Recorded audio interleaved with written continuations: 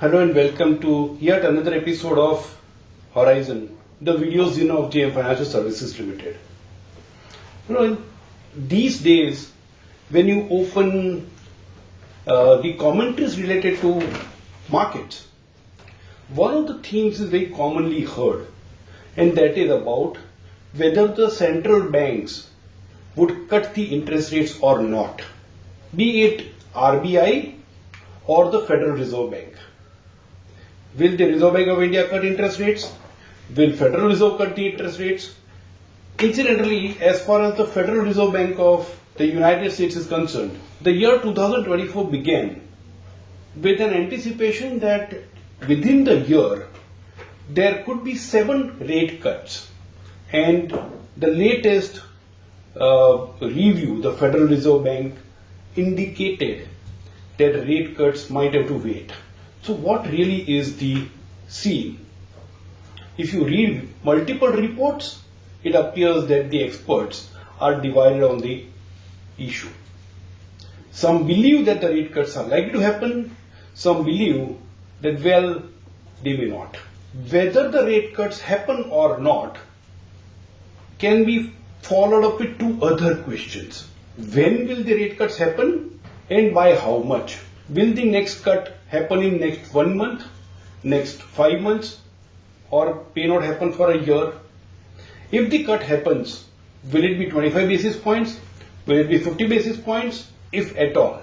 And these questions keep the financial markets on the tenterhooks. So let's understand this basic question about interest rates.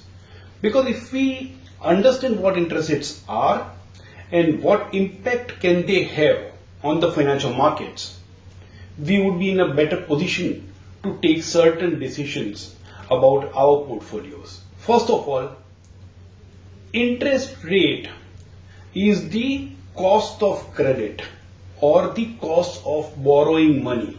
When any individual or a business or a government needs money for either regular operating expenses or to acquire assets and incur capital expenses.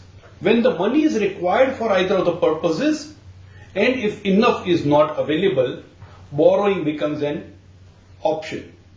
And when somebody borrows money, the cost of that borrowing is the interest rate. And from that point of view, the central banks of the country, whichever country that you take, or if you look at Eurozone, then you look at ECB or the European Central Bank. Whatever the central bank, they use interest rates as a tool to control a few things within the economy. Primarily, interest rates impact 2 things in particular. Number 1, the GDP growth or the growth of the economy. And number 2, the inflation. And the central bank has to tackle both the issues simultaneously, and both are often at divergence. So when the economy is growing fast, it puts a pressure on the interest rate because a lot of funds might be used by various borrowers, and to that extent the interest rates are likely to go up. And in such a situation, inflation also might be rising because the economy is growing at a faster pace.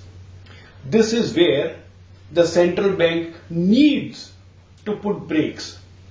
And how do they put the brakes? They increase the cost of borrowing, which means the interest rates go up.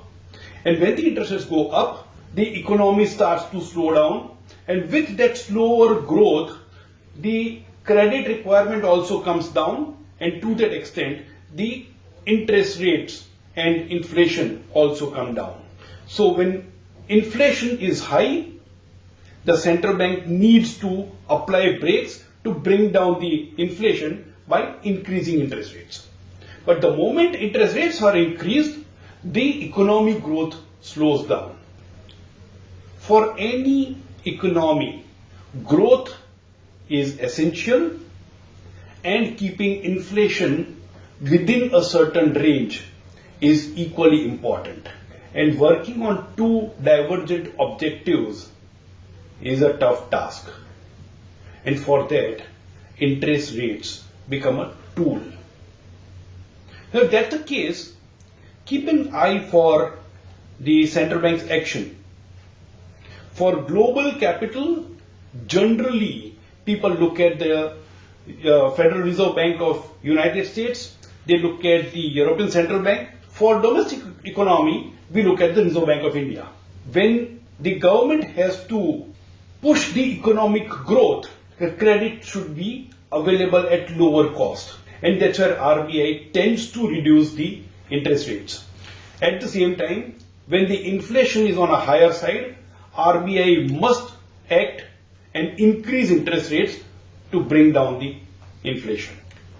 When that happens, number one, because of the growth going up or down in the economy, the stock market returns may get impacted. A high growth economy tends to move the stock prices upwards faster. A slowdown in that growth may result in fall in the stock prices. But if the economy is moving slowly, the stock markets may remain subdued. But the moment a slow moving economy starts to move faster, then the stock prices may see a surge.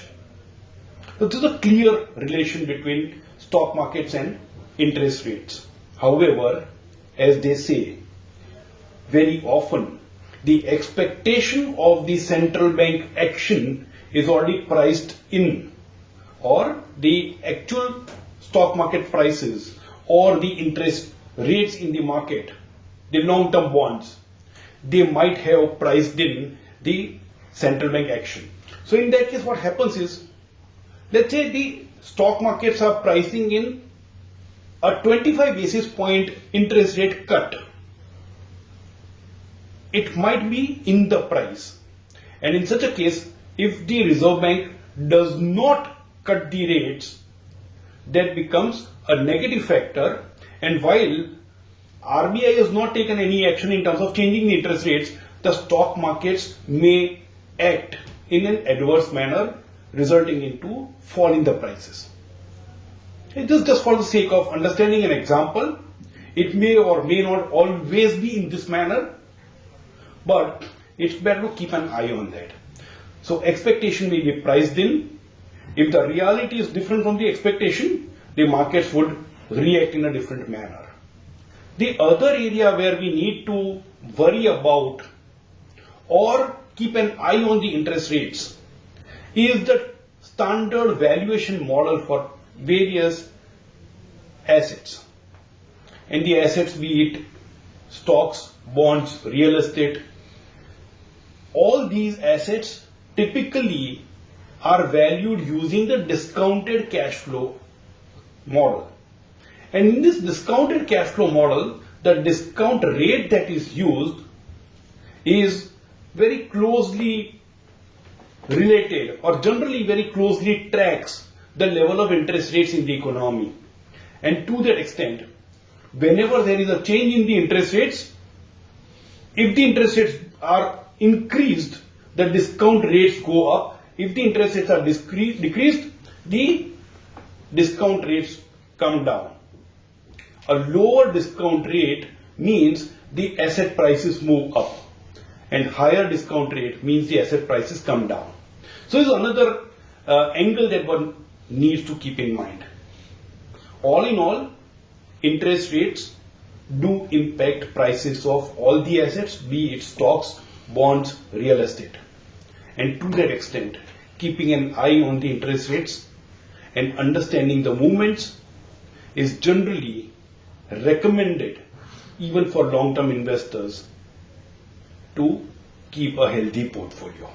So keep watching what the central banks are doing and accordingly build a robust portfolio. Investment in securities market are subject to market risks. Read all the related documents carefully before investing.